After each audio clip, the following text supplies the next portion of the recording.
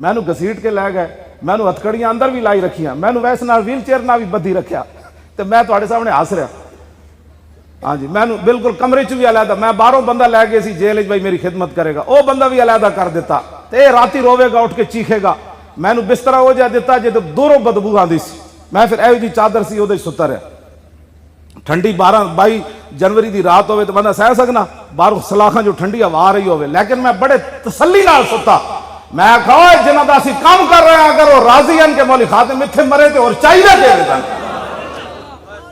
लेकिन मेरी किस्मत नहीं सी। मेरा दिल सी भाई मेरा जनाजा जेल च उठे, मजा आएगा, लेकिन मेरी किस्मत शायद नहीं सी। मेरा जनाजा मैं उत्थे भी बड़ी कोशिश की शहीद होने की। मैं हाँ जी नहीं किस वास्ते असी की करना इन्होंने जिंदगी यार। सहाबा अपनी जाना 1200 सहाबा जंग यमामा शहीद हो गए खत्म नबूवत की खातिर। 1200 सहाबा शहीद होए, पूरी उम्मत मिलके उस गर्दे राह नहीं पहुंच सकती जिथे सहाबा चलन, मिट्टी का मुकाबला नहीं कर